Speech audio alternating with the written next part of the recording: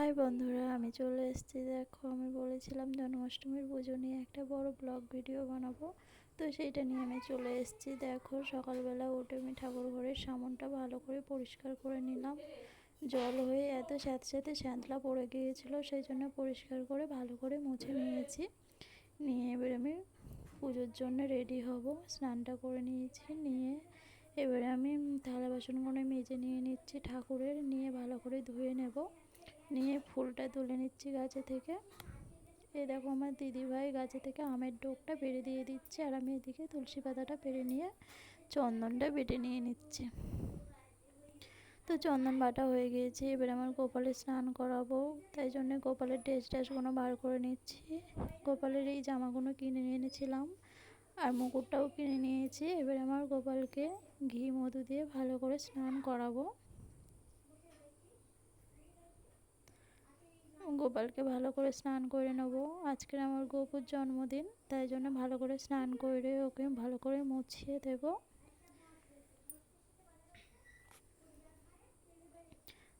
দেখো, গোপু সোনার মোছানো হয়ে গিয়েছি, গিয়ে ওর ড্রেসটা পরিয়ে দিয়েছি, হাতটা পরিয়ে দিয়েছি, আর এই যে হাতে বালাটা পরিয়ে দিচ্ছি, এটা হচ্ছে আমার গোপু সোনার জন্যে জন্মদিনের জন্য রূপোর বালা কিনে এনেছি আমরা। তো ওকে সব কিছু দিতে পারিনি, সেই জন্য একটা একটা করে জিনিস ওকে কিনে দেব। দেখো, আমার গোপু সোনা রেডি হয়ে গিয়েছে, এবার ওকে আমি খাইয়ে দেব। তোমার গোপু সোনাকে আমি খাইয়ে দিয়ে দিচ্ছি। খাওয়ানো হয়ে গেলে, কেননা জন্মাষ্টমীর পুজোতে গোপালকে দোলনা দিতে হয়, সেই জন্য আমি তো দোলনা কিনতে পারিনি, তাই জন্য ওর মায়ের কোলেতেই ওই দোলনা খাচ্ছে। তো আমার গোপু সোনাকে একটু ভালো করে আদর করে দেবো, আর দোলনা দিয়ে দেবো আমার কোলে নিয়ে। তো হয়ে গেছে, এবার আমার গোপু সোনাকে ভালো করে আমি সাজিয়ে নিয়েছি, নিয়ে সব ঠাকুরকে ভালো করে ফুল দিয়ে সাজিয়ে দিয়েছি।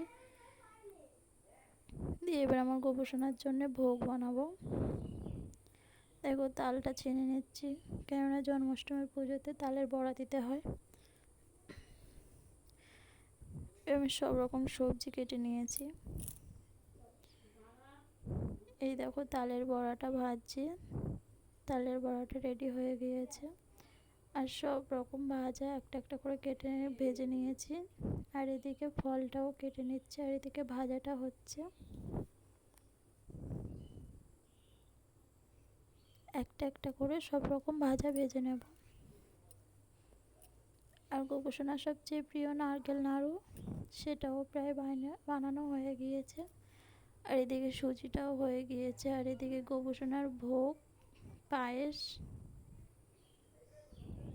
রেডি হয়ে গিয়েছে। আমি এদিকে পঞ্চপ্রদীপটা করে নিয়েছি, আর একটু আলতা পরে নিয়ে নিচ্ছি। নিয়ে দেখো, গোপু সোনার সব কিছু রেডি হয়ে গিয়েছে। ওকে মাঝখানে বসিয়ে একটা ছবি তুলবো বলে, সেই জন্য ওকে মাঝখানে বসিয়ে দিয়েছি। আর এদিকে আমি অঞ্জলি দেবো বলে রেডি হয়ে গিয়েছি।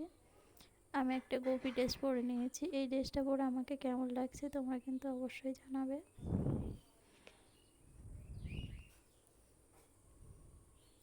আর ঠাকুর ঘরে দেখো, সব কিছু রেডি হয়ে গিয়েছে। ব্রাহ্মণ কাকু এসে গিয়েছে, পুজোয় বসবে, সেই জন্য সব কিছু রেডি করে দিয়েছি। ব্রাহ্মণ কাকু পুজোয় বসে গেছে। আর আমার ভিডিওটা যদি ভালো লেগে থাকে, তো তোমরা আমার ভিডিওটা কিন্তু অবশ্যই দেখো, আমি জানি। আর আমার ভিডিওটা ভালো লাগলে চ্যানেলটাকে সাবস্ক্রাইব করে দেবে, আর লাইক কমেন্ট করে দেবে। দেখো, আমি অঞ্জলি বসে দিয়েছি।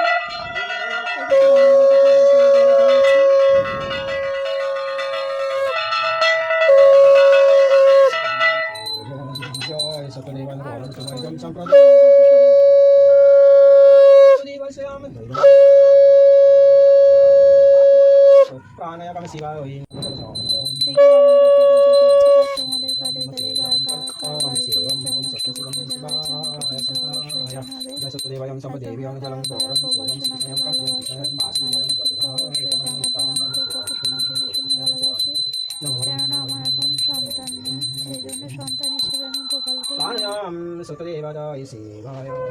তোমরা কারা কারা গোপাল সোনাকে সন্তান হিসেবে মানো আমাকে কিন্তু অবশ্যই জানাবে। তো এদিকে